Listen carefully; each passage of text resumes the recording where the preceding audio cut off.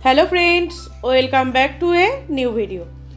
तो आज चले एसेছি टमेटो खेजूर আমসত্ত্বের চাটনি নিয়ে।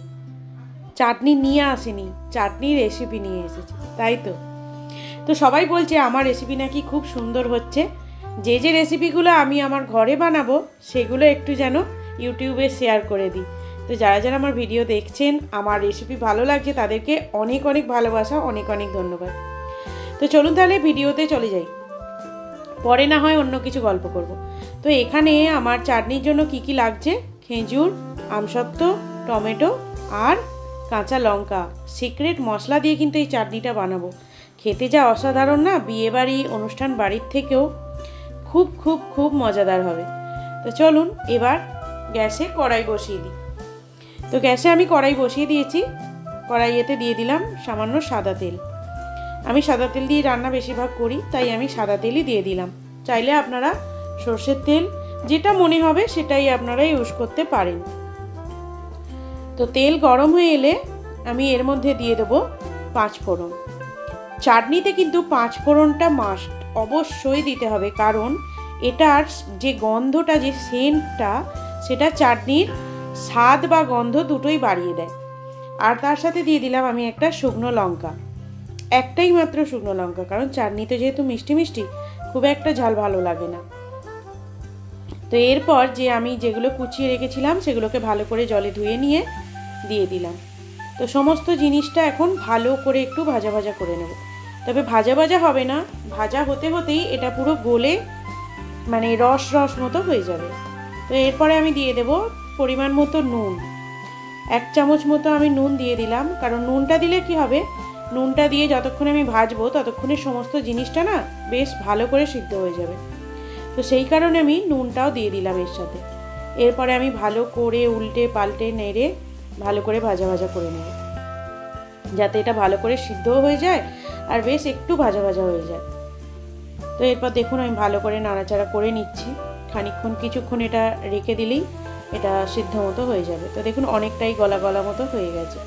এরপর রেখে দিলে আরও একটু গলা গলা মতো হয়ে যাবে।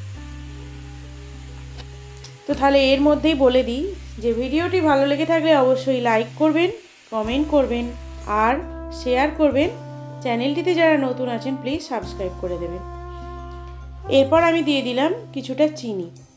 চিনিটা এখন অল্প পরিমাণ মানে দিলাম, এরপরে আমার আরও কিছুটা চিনি লাগবে। তো এটা দিলাম কেন, যেটা একটু বেশ মানে যে জিনিসগুলো আছে যেমন টমেটো, আমসত্ত্ব, খেজুর, এগুলো চিনির সাথে মিশবে এবং সিদ্ধ হয়ে যাবে, গলে গলে যাবে, বেশ ভালোও লাগবে। আর এটা আপনারা যদি পারেন মানে এটা মিক্সিতে পুরোটা পেস্ট করেও দিতে পারেন। আমি এটা গোটা গোটা দিয়েছি, মাঝে মাঝে আমি মিক্সিতে পেস্ট করেও চাটনিটা করি। তাহলে কি হয়, অনেকেই যেমন আছে, কেউ হয়তো টমেটো খেতে পছন্দ করে না, কেউ হয়তো খেজুর খেতে পছন্দ করে না, এরকম ব্যাপার তো আছেই। তাই যেটা আপনাদের মনে হবে যে যদি এটা পেস্ট করে বানান সেটার টেস্টও একরকম, আর এরকম গোটা গোটা বানালে সেটার টেস্টও একরকম। তো দেখুন চিনিটা দেওয়ার পর এটা ফুটে উঠেছে, আর আমি একটু হালকা হালকা করে খুন্তি করে আর কি টমেটোগুলোকে একটু স্ম্যাশ করে দিচ্ছি। কারণ টমেটো গোটা থাকলে সবাই কী করবে বলুন তো, শুধুমাত্র খেজুর আর আমসত্ত্বটা বেছে বেছেই খেয়ে নেবে, আর টমেটোটা কেউ খাবে না। তো এরপরে আমার এই যে সিক্রেট মশলা যেটা বললাম চাটনিতে, সেটা হচ্ছে চাট মশলা। চাট মশলাটা দিলে কিন্তু চাটনিটা বেশ চটপটা লাগবে, দারুণ খেতে লাগবে। তো চাট মশলাটা আমি দিয়ে দিলাম, দিয়ে একটু ভালো করে নাড়াচাড়া। তো দেখুন আমার টমেটোগুলো কিন্তু বেশ গলা গলা মতো হয়েই গেছে। আর এই চাটনিতে আমসত্ত্ব খুঁজেই পাওয়া যাবে না, কারণ আমসত্ত্বটা চিনি দিয়ে তৈরি, আর যখন গরমের মধ্যে পড়বে তখন আমসত্ত্বটা আস্তে আস্তে গলতে শুরু করবে। তো তাই আমসত্ত্ব প্রায় লাস্টে খুঁজেই পাওয়া যাবে না। তো ভালো করে নাড়াচাড়া করে, এটা কিন্তু মানে জোরে দিয়ে দিলে গ্যাস হবে না, তাহলে কিন্তু নিচে ধরে যাবে। এরপরে দিয়ে দিলাম আমি 2টো মতো লেবুর রস নিগড়ে রেখেছিলাম, সেই লেবুর রসটা দিয়ে দিলাম।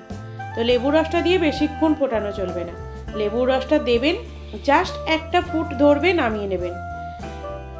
মানে এটার পর বেশি ফোটালে কিন্তু এটা তেতো হবে, কিন্তু একটা ফুট দিলে কোনো রকম কিচ্ছু তেতো হবে না। আমি তো বলছি, কারণ আমি বানিয়ে নিজে যে খেয়েছি, তাই জন্যই তো বলতে পারছি আপনাদেরকে। তাই লেবুর রসটা দিয়ে একটা জাস্ট ফুট উঠবে, গ্যাসটা অফ করে দেবেন। তো দেখুন আমার একটা ফুট হয়ে গেছে, এবার আমি গ্যাসটা অফ করে একটা সার্ভিং বলে সার্ভ করে নেব। তো কেমন লাগলো আমার এই চাটনির রেসিপি অবশ্যই কিন্তু আমাকে কমেন্ট করে জানাবেন। ভালো লাগলে আর কি রেসিপি আপনারা দেখতে চান সেটাও আমাকে কমেন্ট করে জানাবেন। আমি আমার নিজের মতো করে তৈরি বা আমার মায়ের কাছ থেকেও কিছু শেখা সেই সমস্ত রেসিপি আপনাদের সাথে শেয়ার করব। দেখুন আমি একটা সার্ভিং বলে সার্ভ করে নিয়েছি, একদম গরম গরম ধোঁয়া উঠছে। এই চাটনিটা করে আপনারা ফ্রিজে স্টোর করেও রেখে দিতে পারেন, অনেক দিন ধরে খেতে পারেন। আর এখন যেহেতু শীতকাল, এখন ফ্রিজে না রাখলেও বাইরে রাখলেও খেতে পারেন, কিন্তু তবে আমি বলবো এটা ফ্রিজে রেখেই খাবেন, খুব ভালো লাগবে। আর চাটনি একটু বেশ ঠান্ডা ঠান্ডাই খেতে ভালো লাগে, তাই নয় কি? তো চলুন আজকের ভিডিও আমি এখানেই শেষ করলাম।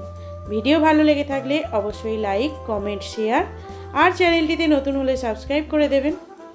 দেখা হচ্ছে নতুন রেসিপি, নতুন কন্টেন্ট নিয়ে। ততক্ষণে টাটা।